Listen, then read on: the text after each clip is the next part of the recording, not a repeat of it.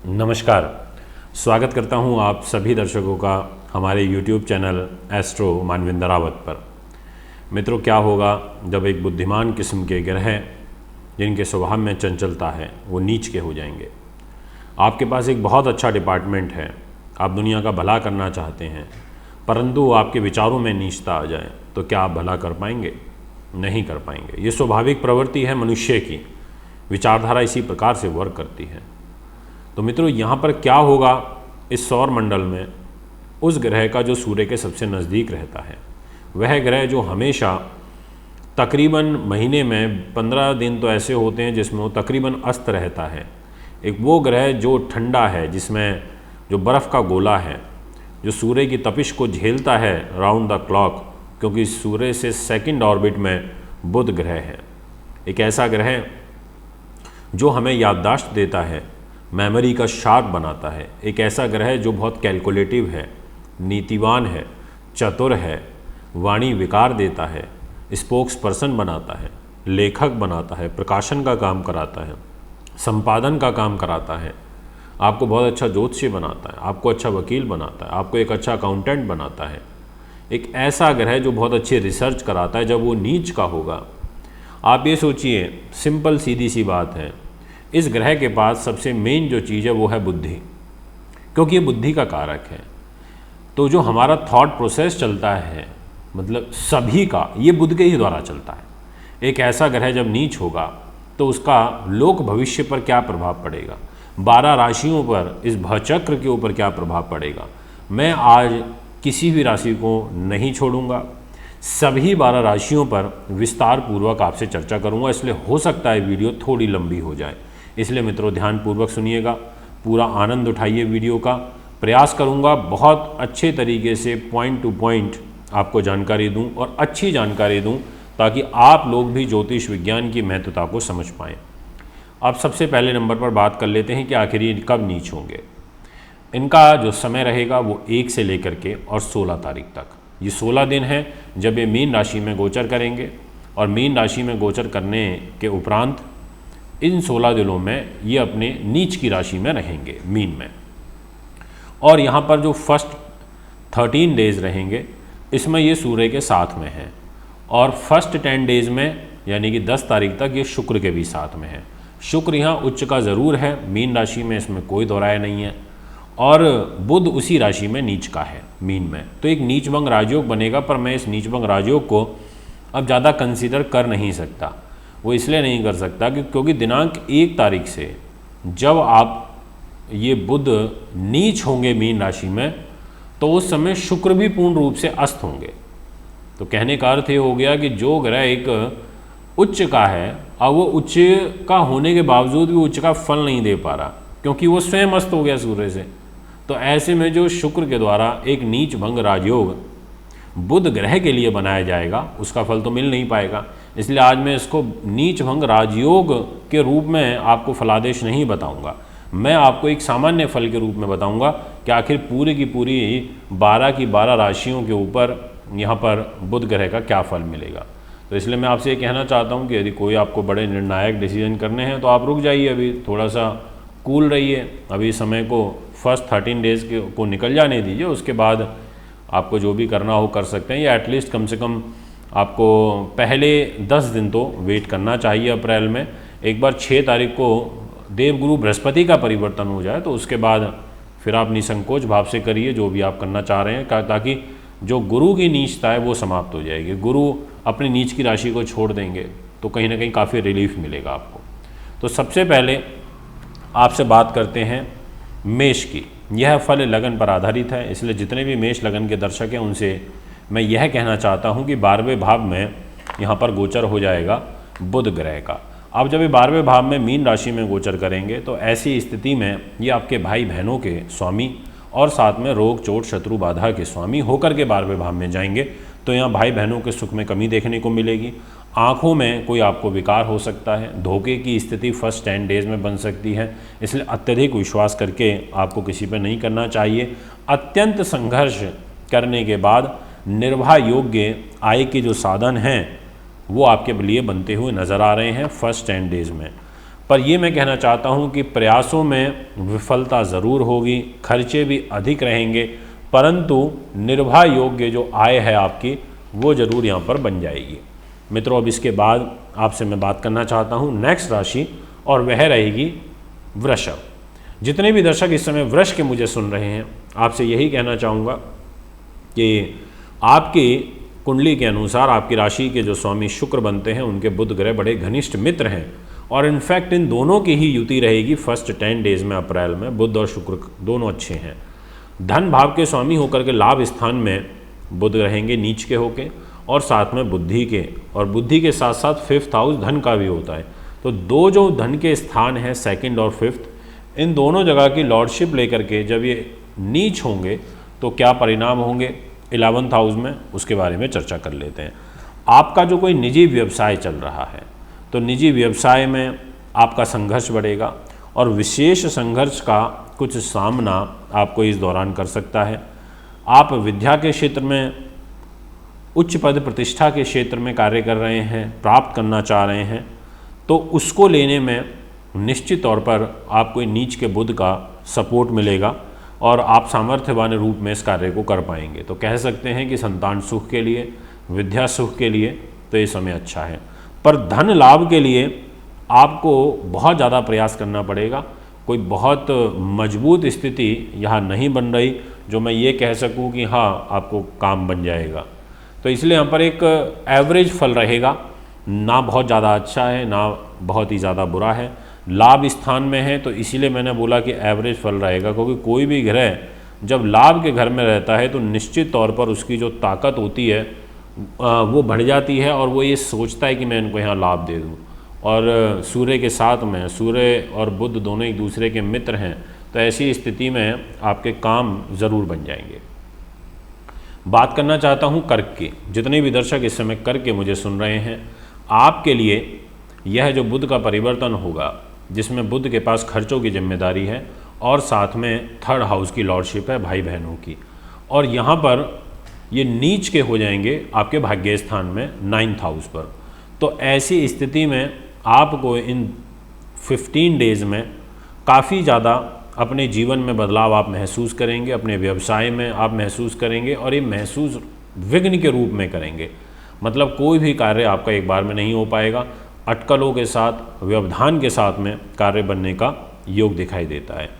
इसके अलावा आपका जो अत्यधिक पुरुषार्थ मीन्स आपको बहुत ज़्यादा अपने पुरुषार्थ से मेहनत करनी पड़ेगी, उसके बाद आय के जो साधन हैं वो यहाँ बनते हुए नज़र आ रहे हैं। भाग्य की उन्नति में अड़चनें यहाँ पर निश्चित तौर पर दिखाई देती हैं।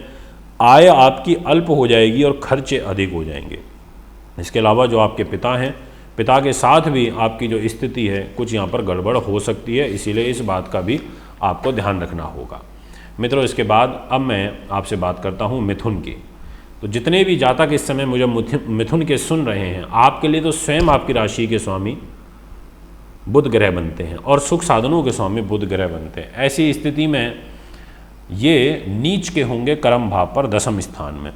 यहाँ निश्चित तौर पर आपकी बुद्धि की तीव्रता बढ़ेगी, परंतु विद्या सुख में कमी रहेगी। आपका ध्यान विद्या की तरफ ना जाकर के दूसरी चीज़ों में ज़्यादा रहेगा। आपको घूमने फिरने का मन करेगा।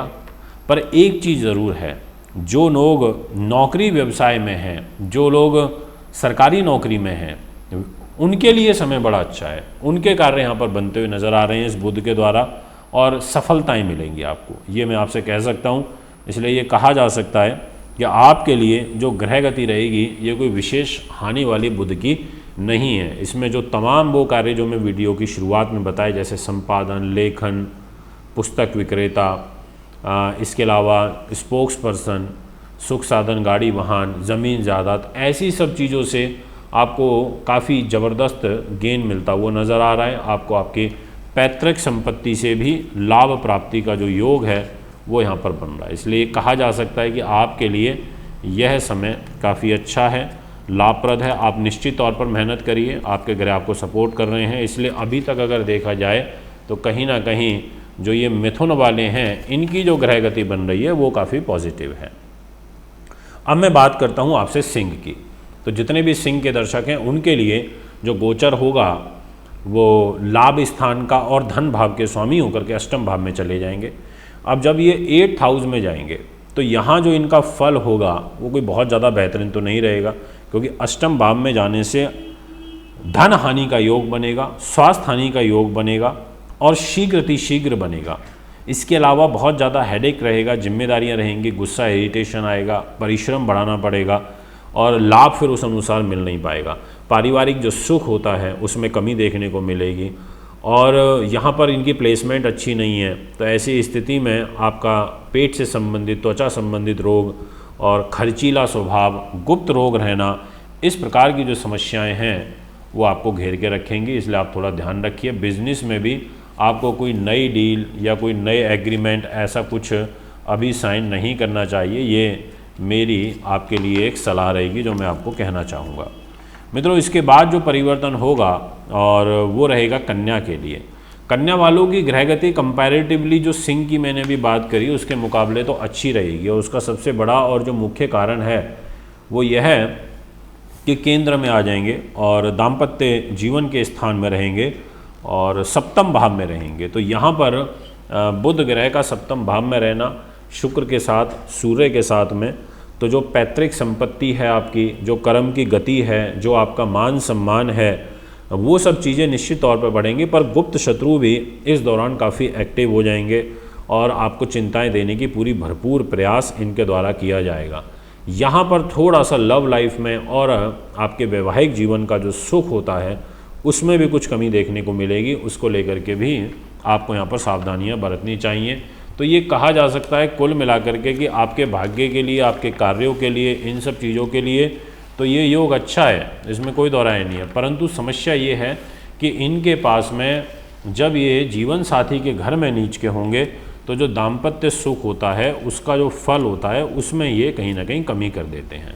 मित्रों, आइए अब वीडियो को आगे बढ़ाते हैं और आपसे बात करते हैं तुला की। तो जितने भी तुला के दर्शक इस समय मुझे सुन रहे हैं उनसे मैं यही कहना चाहता हूं कि आपका ग्रह गोचर छठे भाव पर रहेगा, जो ज़्यादा अच्छा नहीं है। भाग्य स्थान के और खर्च के स्वामी होकर के जब ये छठे भाव में नीच के होंगे तो ऐसी स्थिति में यहाँ पर बुध आपके लिए गड़बड़ कर सकते हैं। पारिवारिक जीवन में तनाव आना, शत्रुओं से नुकसान पहुँचना, गुप्त रोग, मन की स्थिति, एक भ्रम की स्थिति बनना, अड़चने आना, अड़चनों के बाद कुछ लाभ प्राप्त होना, अनावश्यक रूप से खर्चों का बढ़ना, बनते बनते कार्यों का बिगड़ना, मानसिक व शारीरिक विकार उत्पन्न होना, इस प्रकार की जो ग्रह गोचरीय स्थिति है वो आपके लिए बनेगी। इसलिए आप थोड़ा सा यहाँ पर ध्यान रखें। अपनी नौकरी को लेकर के कोई भी बड़ा निर्णायक डिसीज़न आपको भी नहीं करना चाहिए। थोड़ा रुकिए, धैर्य रखिए, समय है, चेंज होगा, परिस्थितियाँ बेटर भी होंगी और कहीं ना कहीं ग्रह फिर बाद में सपोर्ट भी करेंगे। तो अभी इस समय को प्रेम पूर्वक आपको निकालना चाहिए। मित्रों, अब मैं आपसे बात करता हूँ धनु की। जितने भी दर्शक इस समय मुझे धनु के सुन रहे हैं उनसे ये कहना चाहूँगा कि एक तो सप्तम भाव के स्वामी हो गए और एक कैरियर के स्वामी होकर के बुध ग्रह आपके चतुर्थ भाव पर गोचर करेंगे। अब जब बुध यहाँ पर चतुर्थ भाव में आ जाएंगे, केंद्र में आ जाएंगे, मन के स्थान पर आ जाएंगे, तो ऐसी स्थिति में आप जितने भी लोग प्रॉपर्टी से रिलेटेड काम करते हैं, प्रॉपर्टी कंसल्टेंट हैं, रियल इस्टेट का काम करते हैं या कॉलोनियाँ काटते हैं या कुछ भी XYZ या शेयर मार्केट का काम करते हैं, तो ऐसे लोगों को मकान, दुकान से, भूमि से, सुख से, ऐसी चीज़ों में कमी रहेगी और माता का जो स्वास्थ्य है वो भी गिरता हुआ नज़र आ रहा है। पारिवारिक जीवन में भी कुछ कठिनाइयाँ रहेंगी, व्यवसाय में कुछ कठिनाइयाँ रहेंगी। मतलब कहने का ये है कि कार्य आपके बनेंगे, ये तो नहीं कहूँगा कि मैं बिल्कुल ही बिगड़ेंगे, बट ये है कि व्यवसाय और उन्नति के जो रास्ते हैं उनमें विघ्न की जो स्थिति है वो बहुत ज़्यादा बनती हुई नज़र आ रही है। इसके अलावा जो आपका गृहस्थ सुख है वो भी यहाँ पर डिस्टर्ब होगा और मन में जो आपके सबसे बड़ी बात है विकार, यानी कि मन में गुप्त चिंताएं, ये कहीं ना कहीं आपके साथ में लगी रहेंगी। इस प्रकार का ग्रह गोचर दिखाई देता है। अब मैं आपसे बात करता हूँ नेक्स्ट वृश्चिक राशि की। जितने भी दर्शक वृश्चिक के समय मुझे सुन रहे हैं उनसे यही कहूँगा कि आपके लिए एक तो ये आयु के स्वामी हैं और एक लाभ स्थान के स्वामी हैं और नीच के होकर के पंचम भाव में गोचर करेंगे। अब पंचम भाव में इनका यहाँ पर रहना और पंचम भाव में नीच की राशि के अंदर रहना, अपने कारक स्थान में रहना, तो ऐसी स्थिति में आपको विचारों से अस्थिर कर देंगे, विचारों में आपकी पकड़ नहीं रहेगी, ये मैं आपसे कहना चाहूँगा। चंचल बुद्धि आपकी रहेगी, तकनीकी विषयों में आपकी जानकारी काफ़ी बढ़ेगी, इसके अलावा आपका हुनर भी काफ़ी बढ़ेगा, पर पढ़ाई ठीक नहीं चल पाएगी। बुद्धिमान ज़रूर होंगे पर विघ्न बाधाएं आएंगी। मीन्स कि यदि आपका इसी दौरान में कोई है कंपटीशन है या कोई इंटरव्यू है तो उसमें आपको कुछ न कुछ समस्याएं आ सकती हैं, ऐसा योग दिखाई देता है। इसके अलावा संतान सुख को लेकर के कुछ कमी, बच्चों के साथ कोई वैचारिक मतभेद बनना, त्वचा संबंधित रोग, उन्नति के कार्यों में एक रोक उत्पन्न होना, मार्ग में अवरोध उत्पन्न होना, इस प्रकार की ग्रह गति भी यहाँ पर एक मुझे दिखाई देती है। इसीलिए आपको थोड़ा सा यहाँ पर संयम वर्ष कार्य करना है। जुआ, सट्टा, लॉटरी इत्यादि ऐसी सब चीज़ों में आपको भी पैसा नहीं फंसाना चाहिए, ना ही इन्वेस्ट करना चाहिए, अन्यथा बाद में पछताएंगे और फिर बोलेंगे कि ये तो गलती कर दी हमने कर दिया, पैसा लगा दिया और मोटा नुकसान हो गया। इसलिए भी थोड़ा सा रुक जाइए, ये सलाह मैं आपको यहाँ पर देना चाहूँगा। अब बात करते हैं आपसे मकर की। जितने भी मकर के दर्शक इस समय मुझे सुन रहे हैं, तीसरे भाव में बुध ग्रह नीच के होंगे और जिम्मेदारी होगी भाग्य की और साथ में छठे भाव की रोग की। तो छठे और नवम के स्वामी होकर के जब ये तीसरे भाव में जाएंगे तो ऐसी स्थिति में आपको जो भी प्राप्त होगा अत्यधिक परिश्रम के बाद होगा, मन अस्थिर रहेगा, साहस पराक्रम में कमी देखने को मिलेगी, विचार बिल्कुल परिवर्तनशील रहेंगे, किसी एक चीज़ के लिए एकाग्र नहीं हो पाएंगे। इसके अलावा धर्म कर्म के कार्यों में रुचि ज़रूर बढ़ेगी, परंतु निकटतम घनिष्ठ लोग, मित्र हों चाहे वो भाई बहन हो, ऐसे लोगों का जो सुख होता है उसमें कमी देखने को रहेगी। विरोधी जो हैं आपके, वो आपके भाग्य को रोकेंगे आगे बढ़ने से, मतलब उसमें अवरोध की स्थिति भाग्य में आपके विरोधियों के द्वारा दिखाई देती है, शत्रुओं के द्वारा दिखाई देती है, परेशानी पैदा करने की कोशिश करेंगे। व्यवसाय के क्षेत्र में आपको अत्यधिक दौड़ भाग करनी पड़ सकती है और उसके लिए आपको धन का भी प्रयोग बढ़ाना पड़ सकता है। इस प्रकार का जो ग्रह गोचर है वो भी यहाँ पर दिखाई देता है। मित्रों, अब मैं आपसे बात करना चाहता हूँ नेक्स्ट राशि और वह रहेगी मीन। जितने भी मीन के दर्शक मुझे इस समय सुन रहे हैं, आपसे यही कह सकता हूँ कि आपके लिए स्वयं आपकी राशि में ही बुध ग्रह नीच के हो जाएंगे और पत्नी के और सुख साधनों के स्वामी होकर के। अब इनका यहाँ लगन में नीच का होना, आपकी राशि में नीच का होना एक प्रकार से आपके स्वास्थ्य के लिए अच्छा नहीं है, दाम्पत्य जीवन के लिए आपके लिए अच्छा नहीं है। भूमि सवारी, सुख, ज़मीन, जायदाद, प्रॉपर्टी के लेन देन अभी आपको रोक के करने चाहिए 10 से 15 दिन तक। और यहाँ पर जो इनकी दृष्टि पड़ेगी सप्तम, वो पड़ेगी दाम्पत्य जीवन में। तो ये जो सप्तम दृष्टि जा रही है ये आपके लिए ठीक है। यहाँ पर कहीं ना कहीं जो स्वयं राशि के ऊपर बुध अपनी ही राशि पे सप्तम दृष्टि से देखेंगे, उसके परिणाम स्वरूप आपको एक अच्छा रिश्ता मिल सकता है। इसके अलावा आपके परिवार के लोगों से आपको सहयोग की स्थिति बन सकती है, धन सुख आपको यहाँ पर प्राप्त हो सकता है और कहीं ना कहीं पर एक मानसिक चिंताएं, तनाव तो बनी रहेंगी। जो भी विकार होगा वो जल्दी होगा, समस्या आएगी कोई पीड़ा के रूप में तो वो जल्दी आएगी। इस प्रकार का जो ग्रह गोचर है वो यहाँ पर दिखाई देता है।